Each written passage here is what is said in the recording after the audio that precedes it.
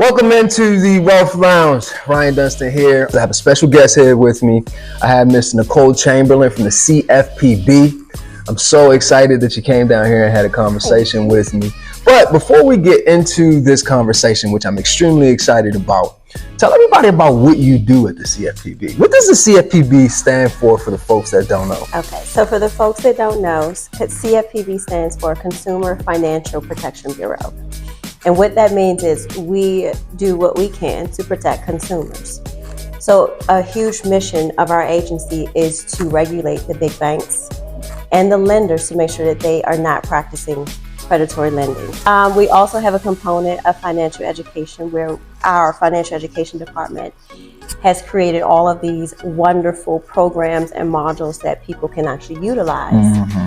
If you go to our website, consumerfinance.gov, you can actually find consumer education tools and resources that you can use all the way from kindergarten through adulthood, all the way up to older adults. Yeah, and what you do at the CFPB, I mean, you're kind of really in the thick of things when it comes to seeing how things are structured, seeing how people manage their money, right? Seeing how this industry is structuring itself, Yes. right? Seeing how this industry may be taking a tip and then maybe having some sort of ripple effect for some other folks dealing with financial issues or trying to make financial moves. And you specifically, your role, I want you to just kind of tap into, because I thought it was really great when you really said, when you told me what you did, but I want you to tap into how you walk with people and their financial roads. I mean, she was able to talk to me in 5 seconds about my son in the new Fannie Mae. The new FAFSA form, right? And I wasn't, because I met her at a home buying workshop, and she was able to just kind of give me that tidbit, so far away from home ownership, but still so extremely important for me to actually have to tap into. So you're kind of not just in the financial movement or financial decision making, but you're actually seeing things from the inside out as people go on about their everyday financial decisions. Talk to me a little bit about what you do and how you enjoy what you do. So my role at the Bureau is actually a diversity, equity, and inclusion program analyst. And so I manage the employee resource groups. I manage the mentor program, the recruitment and outreach for our division. And I also manage the heritage observances. Because of the work that I do with the employee resource groups, I work with people from all divisions, all levels of the Bureau. And so working with these groups, I get to hear a lot about what's going on, the type of work that people are doing within their divisions when it comes to financial education. And also we do a lot of, for our regulations, we do a lot of exams with the big banks and things of that nature. So having that insight by working with all of these multiple groups in different areas within the Bureau, I get to see a lot. I also, when I started at the Bureau, I was in the division that held the financial education department. So I got to know a lot of those folks that work in there and got to see all of the work they're doing. A part of my job, well, I've been tasked from my director, is to create a program where the Bureau will go out into the communities to teach financial education or provide opportunities for our Bureau staff to teach financial education. So that's partnering with schools, partnering with organizations, partnering with different churches and things of that nature to bring all of the tools and resources that we have to educate the public about what resources they have and what they can and what they can do with where they're at financially. That's the part that really, really stuck out to me. You're actually taking what you know and what you've obtained, the information you've obtained, and you're trying to pour into surrounding communities, but not just the communities itself. Like, you're actually aligning yourself with programs that are already in place that are, trying their best to turn the financial narrative when it comes to the wealth gap in our country or in our surrounding communities.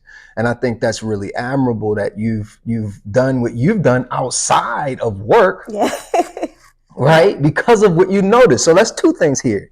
Talk to me about what you've noticed in terms of purpose Mm-hmm. that had you come up with my next question, right? Which is your remedy, I guess, in your own, way that you want to kind of impact community. Your remedy to some of the things you're noticing, some of the problematic issues that you're coming up against on your day-to-day, bumping into these community representatives, and then also ultimately trying your best to turn that narrative around. What are some things that popped out to your eyes? Like, I gotta help them know that. I gotta teach them that. We gotta make sure we correct that. What are those things those eye-popping, wow, we really got to educate, because there's a lack of knowledge, extreme lack of knowledge in our communities. So for me, it began with just looking at my personal finances, right? Me too. A lot of us. Me too. And when I say a lot of us, I'm speaking about minorities and people of color. We either did not get the basics about finances, or we got just a little bit just to kind of survive. And so when I look at all of the struggles and tribulations and poor decisions I made in my finances, and then working for a financial regulatory agency and learning all of the things that I have learned, it doesn't make sense not to share that knowledge, right? A lot of people operate in this way of gatekeeping and not sharing the knowledge. But the thing is, I have children. Mm-hmm. And so I look at what will society look like for them when they grow up. Mm-hmm. So if we can teach people about finances, how to be financially stable, what are your choices, what are your options, how to not get caught up in predatory lending, how to not find yourself in major debt, or how to get out of debt, then that will create a society that will be healthy for our kids, right? Yeah.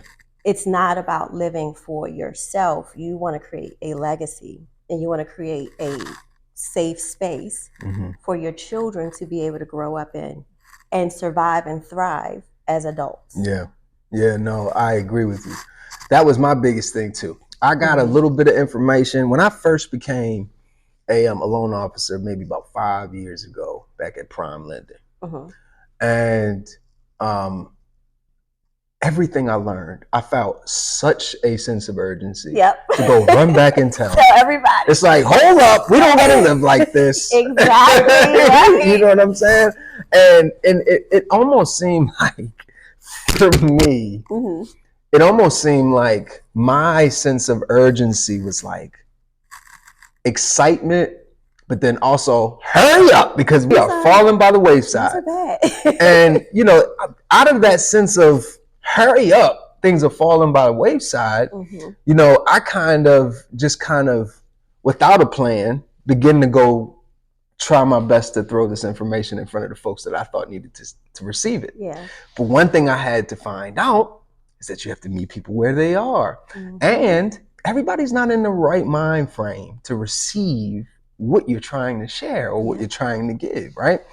And that was hard for me, meeting people where they were, because I knew I had a burning desire to now undo what had been done, right? Unlearn what had been learned, right? Provide what had not been provided, what strategically had been kept away from us. But I struggled early on with trying to meet people where they were, but you didn't. You actually created something to meet them where they are. Like, you started a yoga studio. Well, I don't have a studio. Or, you know what I mean? A yoga class, right? So you actually teach. I do teach. Talk to us about this, right? And then, because the thing is, I love the story behind why you did it. It actually makes complete sense. So talk to me about this yoga journey and the correlation between understanding why it was needed and then how you were able to get people to step into it while you were pouring in some other ways that they didn't know you were pouring in. So my yoga journey started a few years ago. I was just in a space where I really wasn't sure what direction I was going in. It was a very difficult time. And I just happened to go to this shopping center. There was a yoga studio that was Black owned. I went in, spoke with the lady, and she was so pleasant.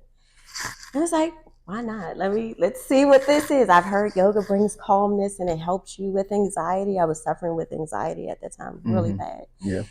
Financially, I was still making poor financial decisions. And so it was, let me try something, right? Let me try something to help with the stress, with the everyday struggle of life. And when I got into that studio and I took my first yoga class, it awakened something. It changed. The biggest thing for me is I was in a space where it was peace, calm, and quiet. And I could actually like tap into myself. And from that moment on, I was hooked. Yeah. It was an amazing experience.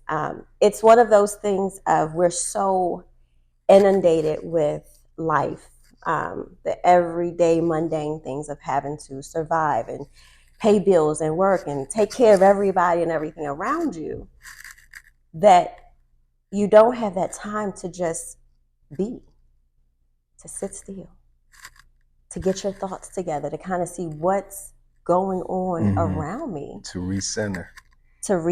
And yoga provided that quiet space where I had to go within. Once I started going within, it was like it opened up a whole new world for me. Just in the way that I think about things, in the way that I handle things and how I show up. And all of that spills over into your finances, right? Everything is connected. Yes. If you are stressed, if you're not in a very good mental space, then you can't make the best decisions. You're making decisions based on fear and survival and what needs to get done. Feelings, but not looking at things from the long term. Right. If I make this decision, how is this going to affect me and my family down the road? Right. But when you're in survival mode or you're in the mode of you got to just take care of everything, you don't have that time to think. You're just making decisions based on what you're experiencing at that moment. Right. And it may not be the best thing for you, especially long term. I couldn't agree more. One of the things we do here at the Wealth Lounge, last year, we spent a lot of time talking about money mindsets, right? And we also spent a lot of time talking about the relationship with you and money. And money. It is a relationship. Right. You have a relationship with money. And most people don't know that who you are comes out in your money decisions. It does. So if you're anxious, you're making anxious money decisions. If you're depressed, you're making depressed money decisions. Yep. If you're angry, same thing.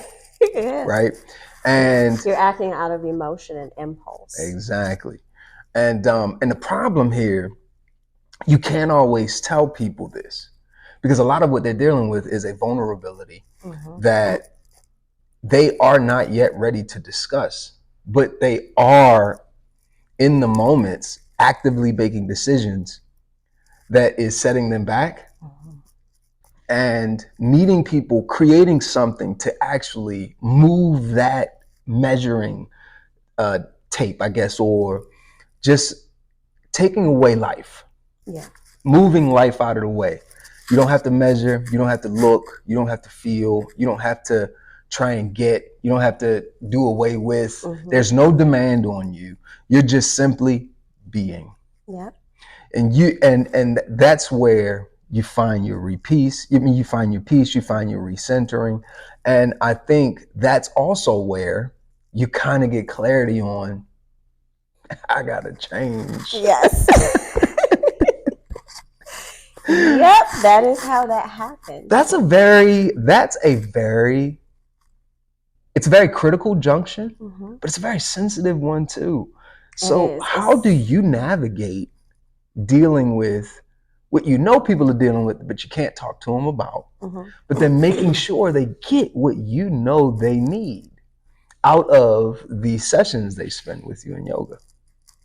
So it is one of those things of you have to meet people where they are. Right. And you have to know that there's a way to say things and to get your point across without kind of ruffling people's feathers or making them feel insecure about where they're at that time. Yeah.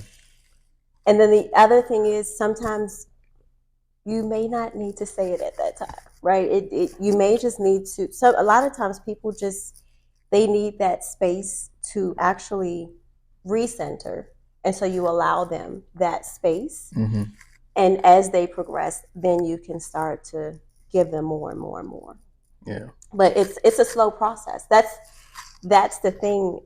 Nothing changes overnight. This is not one of those things where you can say, I want to recenter and I want to change my life and change my life. It doesn't work that way. Right. It's a very, very slow process. And the thing that comes to my mind constantly, even when I'm looking for instantaneous actions or things to happen, slow and steady wins the race. Yeah. And that is so true. Yeah. When you take your time and you map things out and you start a slow process, it gives you the space to kind of see how to maneuver through that process. That way you get to the finish line with a real actual accomplishment versus rushing through it. You're not taking the time to really pay attention to what you need to do in order to get to where you're trying to go. So all right, now you're taking me on a bit of a discovery journey here.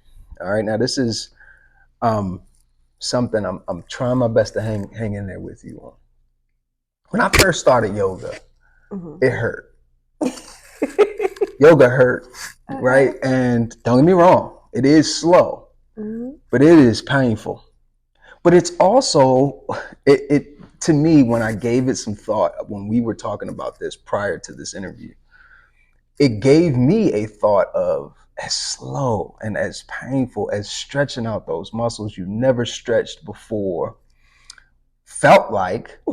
It's kind of like what change is. It's like you stretching out muscles you just haven't used. Doesn't mean you can't use them. Doesn't mean they're not there. But it does mean that as you stretch them, it's a bit uncomfortable when you're stretching out something that hasn't been stretched in a long time.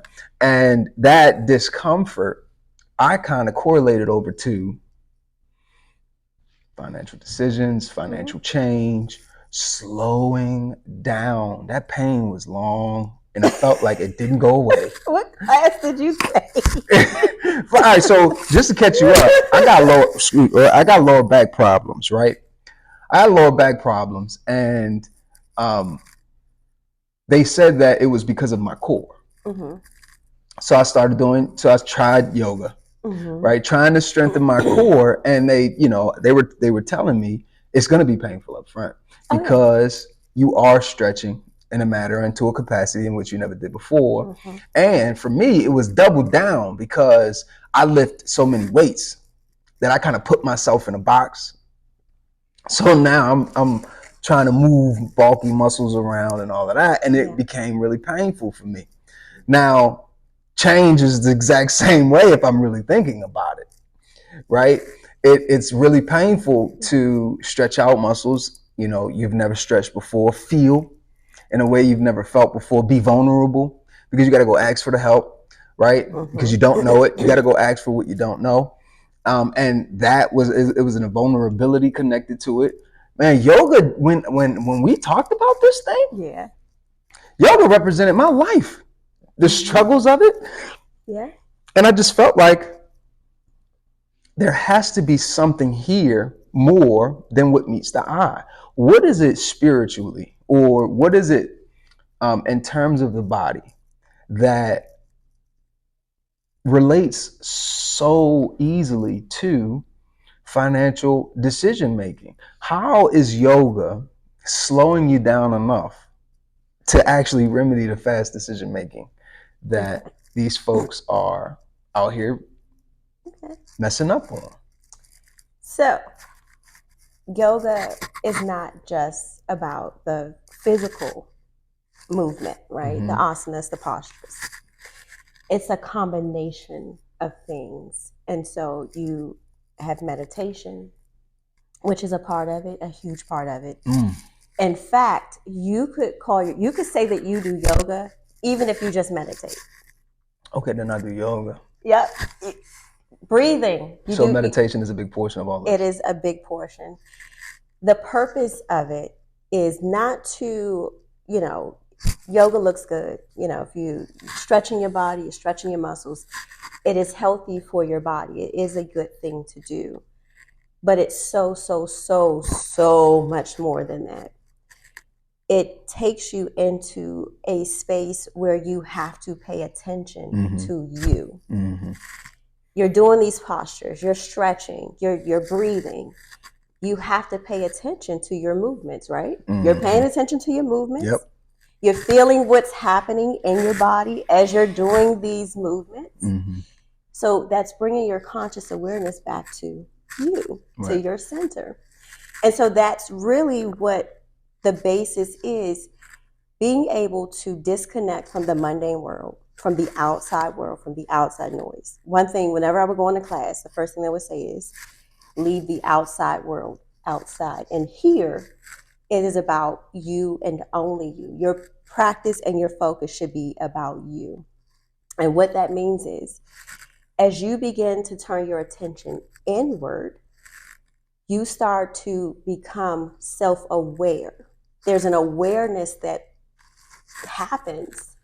And with that self-awareness, you're able to now expand your mindset to start to really pay attention to things that you do, how you're feeling, how you're operating, what's going on in your mental. So now that you're paying attention to yourself and your inner self, you now have a way to look outward and be able to really kind of see what's going on. Where am I at in life? What decisions am I making? Am I happy where I'm at in my life? How are my finances? How are my relationships with my family? Where am I going? Like, what's my purpose here? Where am I trying to go? And so it creates this space where you start to ask yourself all of these questions.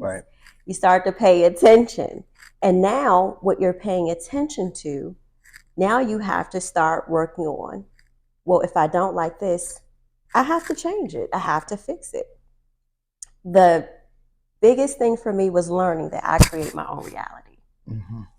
So if I'm in a good mental space, then I can create an amazing reality for myself, which, in fact, I don't know who wants to not be able to be financially stable and self-sufficient. Who doesn't want to not have to worry about finances? So how do you create that lifestyle? And so that's where the whole piece of yoga and meditation and sitting still comes in. It gives you that time and space to really go inward and then reflect on what's going on with you and what's going on with your life and what decisions you're making and where you want to move, where you trying to go. So it seems like to me, and if I'm getting this right, I want to make sure I'm gaining clarity here, not just for myself, but also for whoever might be viewing this, right? It seems like a very spiritual thing. It is. A very spiritual thing. It seems like whenever you're on a self-awareness walk, it's like it's parallel to whatever the spiritual journey you're on too.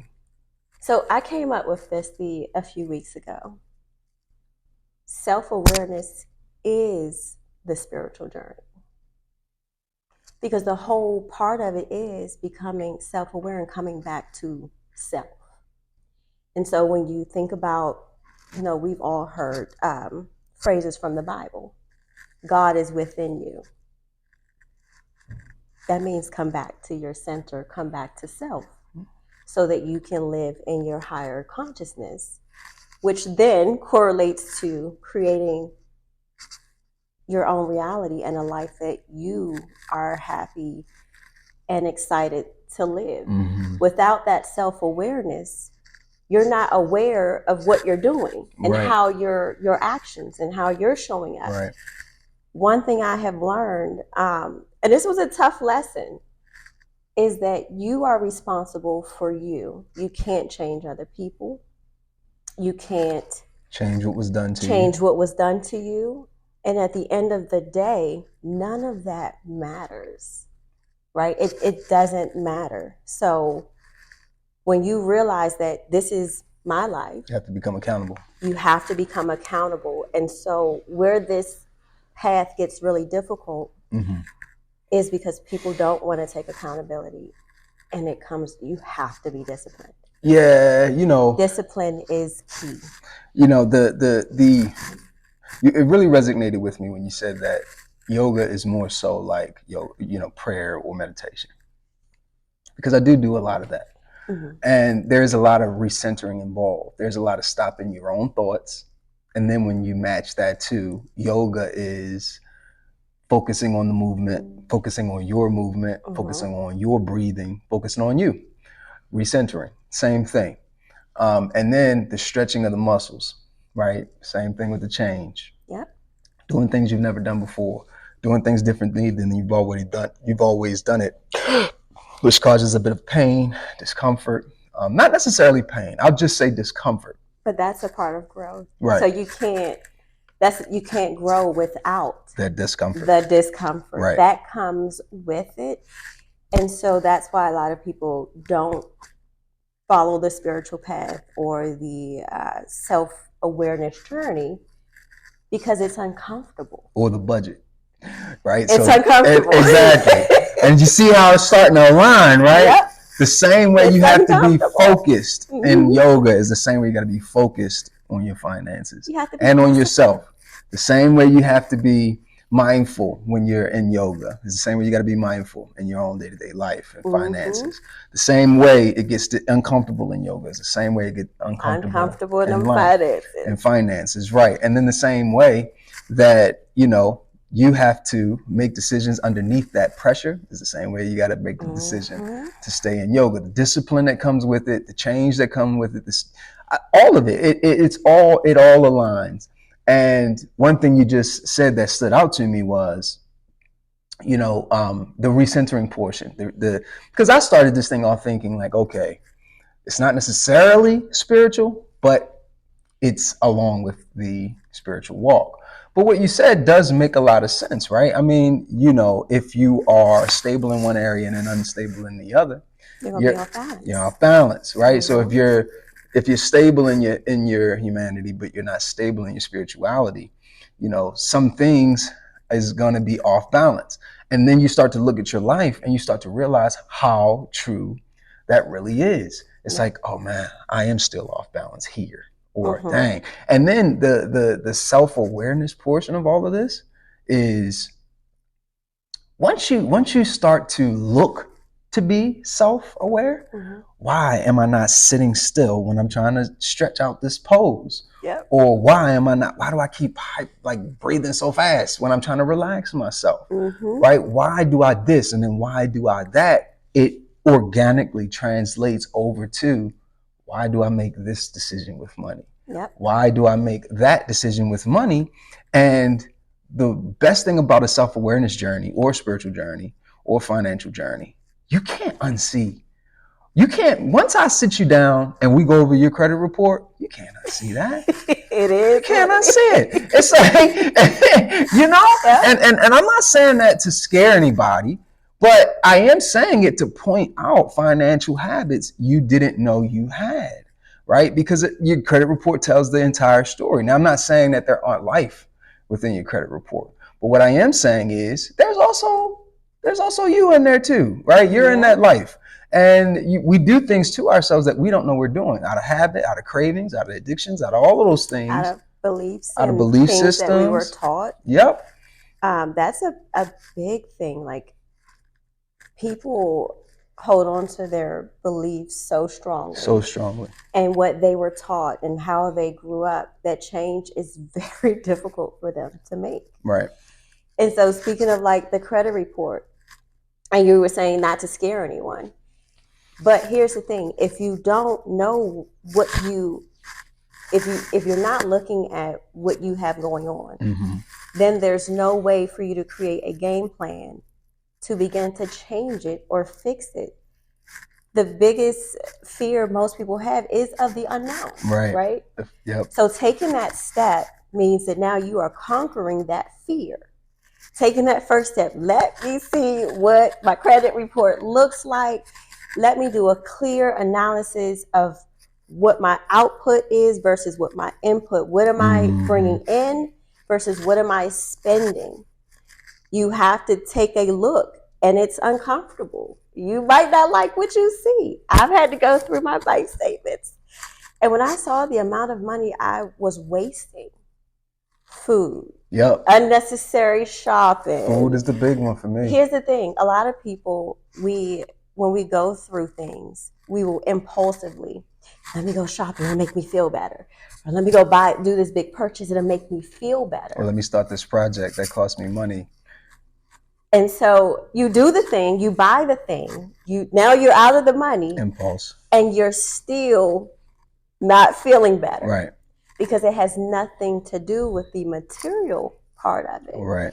You're not feeling better because you're not good with you on the inside. Exactly. And those things are hard to point out to people. No one wants to hear it. No one wants to hear it, man. No one wants to hear that. Yeah. You know? And I think that it is, I think what you're doing with yoga, you know, working at the CFPB, thinking to yourself, we got to fix this. Mm-hmm. And this could be a way where it might not cross the T completely, but at least it'll start the process, right? It'll start you looking at yourself differently, which will enhance how you see other things as well. When it comes to you dealing with the things or responding to the things, do you respond to them with what we taught you in yoga? Do you respond to them with how we taught you how to be aware in yoga? Mm-hmm. Do you respond to them with a very slow and monotone in your breathing? Do we respond to them in panic, or do we respond to them in calm? Yeah. You know what I mean? It's like those sorts of things everyday Americans are dealing with. I can see, you know, so many people making fun, including myself. You know, we started this conversation off stating that, and we're very blunt with it too, because the only thing that creates the purpose in this is how painful our past was when it comes to some of the financial decisions that we've made. Mm-hmm. And this is not judgment at all. This is all stumbling upon solutions that we've found worked to the core of who you are. This is one of those things that gets down to the bones of you, right? Yoga and financing. Feelings and money. Yeah. So the aspect I take, yoga is like the soft way of getting in, right? Mm-hmm. So if we are having a great time, you're feeling good, the energy is really good, you're starting to feel good about yourself, you're doing your postures, you're doing your movements, and we've created that calm, safe space, then that opens it up and opens you up to be more receptive to, now we can have certain types of discussions. So it's like a segue, right? It's like that soft opening into, now that we're doing things to get you your physical body, and you're kind of sitting still. We've done some meditation. You're learning how to breathe, because breath is also extremely important. How you breathe determines how much oxygen goes to your brain, right? So now we're talking about brain activity. Right, because so let's walk through this. Foggy, and I don't mean to interrupt you. Yeah, go ahead. So let's tiptoe through something like this real quick, all right? I'm leaning in. Let's say transmission just went up, right? Mm-hmm. And high inflation market. Things are already tight. And I have to fix my transmission or buy a new car, right? Mm-hmm. Now, there's rationale in both avenues of thinking. Mm-hmm. But you're saying we got to slow down here. Yeah. We have a junction. Yeah. Right? We have to walk ourselves through this junction, making the best decision possible without impulse. Yes. And it has to be a forward-thinking decision. Yes. It cannot be one that sets you back 5 years. And I'm laughing so much because I actually just went through this. Right? And I've been through it too. Right? Yeah. And I had to make a critical decision on buying a new car, crushing my debt to income ratio. because the cost to buy a car right now, oh Lord, it's crazy. It is crazy, right? I'm not talking about the car itself. I'm not talking about the amount that the car cost. I'm talking about the cost to borrow the money that you'll need to buy the car. Yep. Right? And if you think about this and feeling, you can make the wrong decision. Oh, you definitely can You could definitely make the wrong decision. You're making decisions based on your emotional state at that time. At that time.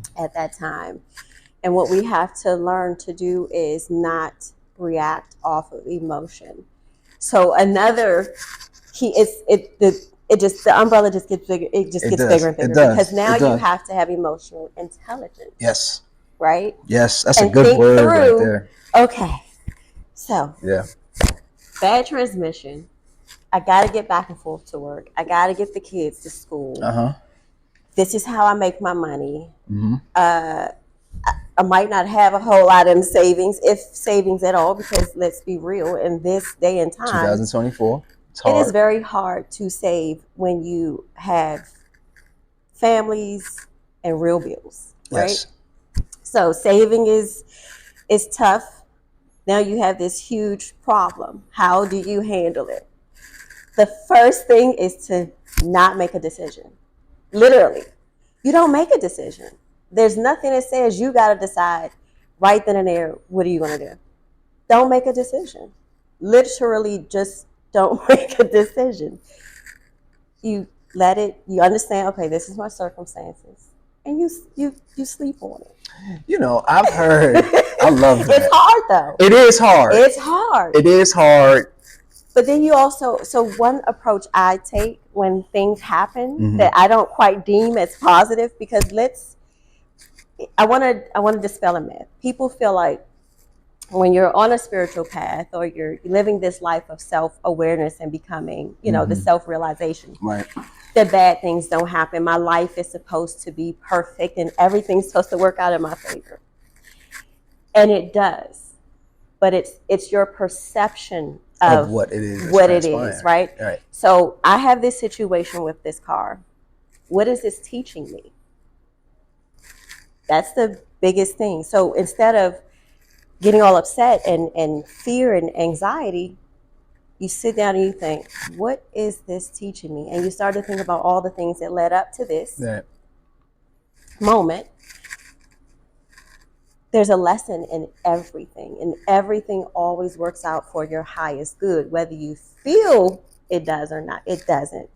But there's a lesson in what is now going on. Right. And the lesson is, how are you going to handle this? Yep. And are you going to make impulsive decisions, or are you going to take your time and come up with a real viable solution that won't hurt you or cause problems in the long run?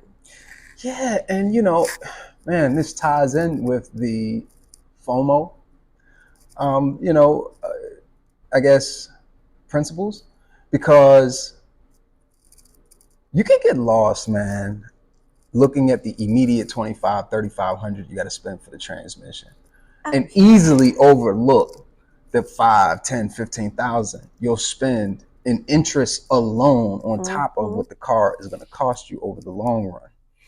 And we can have such a reaction, not response, but such a reaction to that amount of money leaving our bank account immediately when we know how hard it was to save.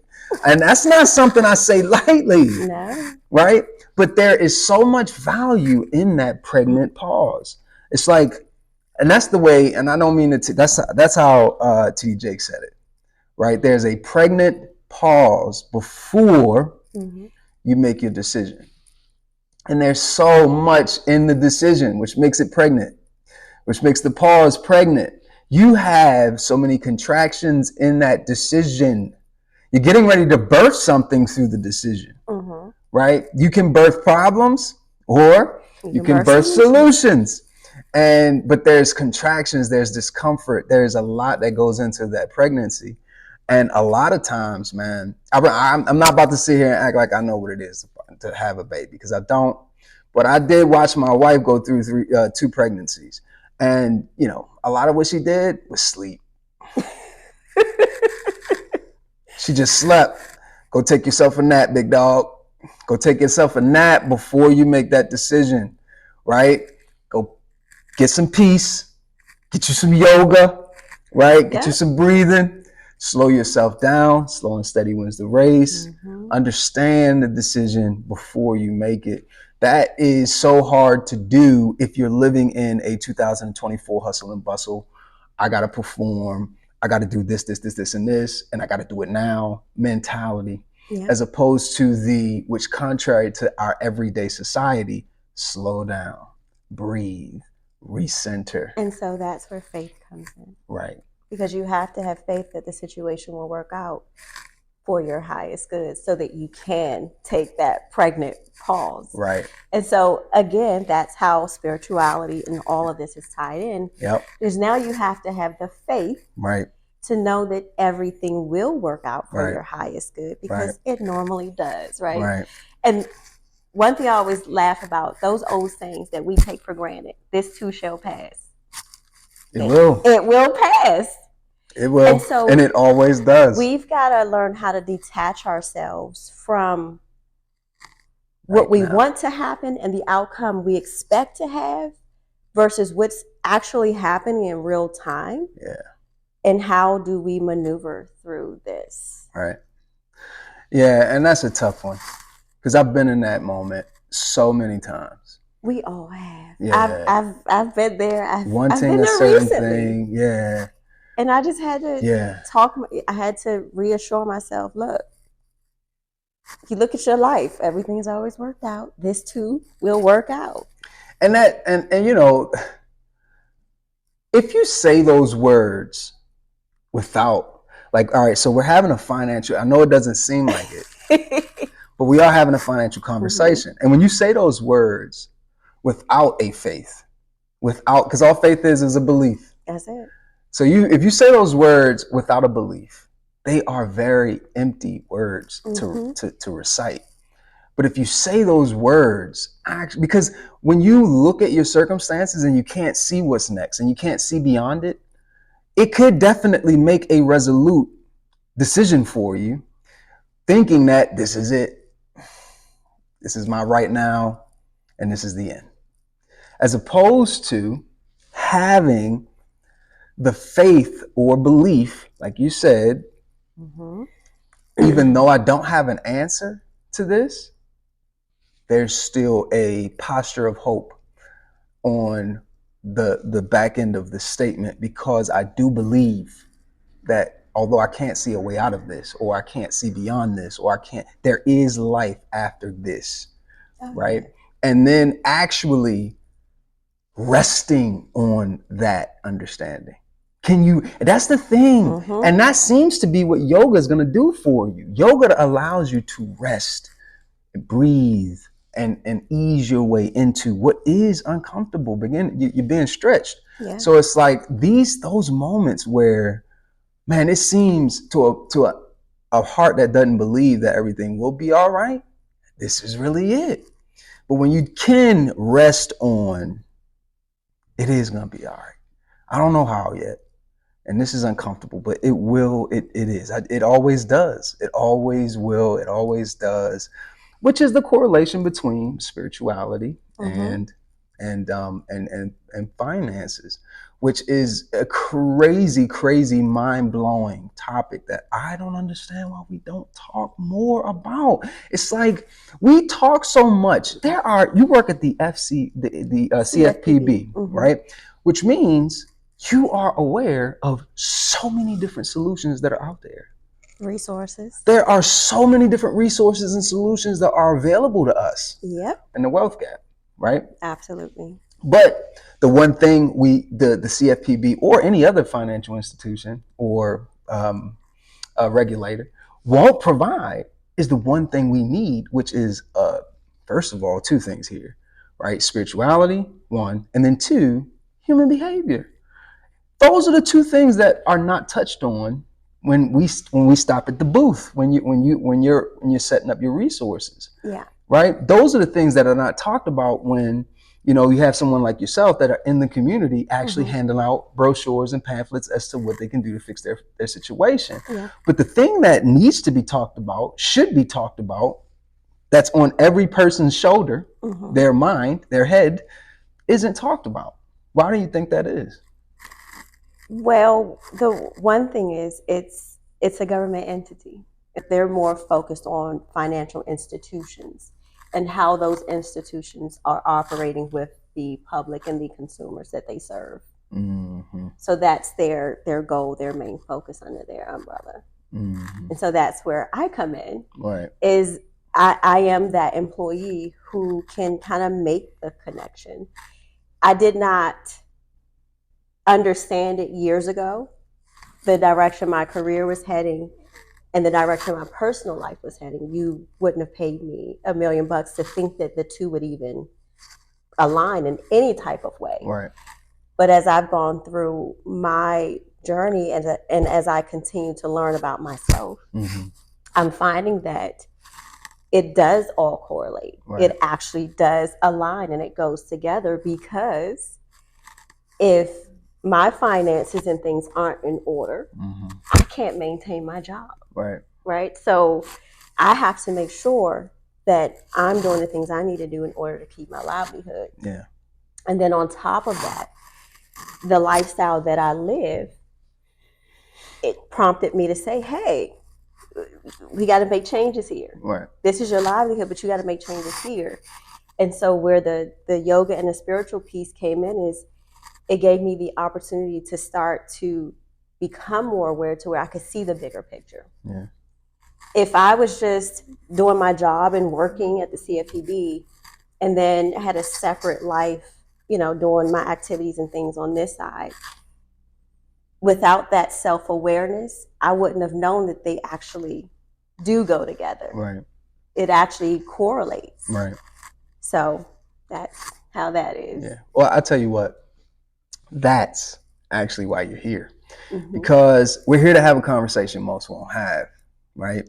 And the one reason you're here talking about the thing that the CFPB won't talk about is because you know that the CFPB won't talk about it. And you also know that your mission is not done just because you left the CFPB. You know, your mission isn't complete until you start impacting lives in the way that you know it truly matters, as opposed to having tangible resources and solutions set in place. You know there's another element. You feel the need for that other element that goes into all of this, and you didn't stop at clocking out at the CFPB or doing an event. You actually went a step further to provide something that you know they were not providing. And that's actually how we do our business here as well.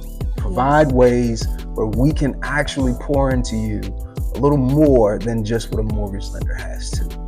Man, this is Miss Chamberlain, Miss Nichole Chamberlain from the CFPB. And this was a great conversation to have. I'm hoping that this is an eye-opening one for you, maybe even a third eye-opening one for you, for your finances, because a lot of the money decisions we make, they're made out of our heads, and it matters. All right. Again, I'm Ryan Dunstan. This is Miss Nichole Chamberlain, CFPB, and this is the Wealth Lounge. I hope to see you next week. Peace. Bye.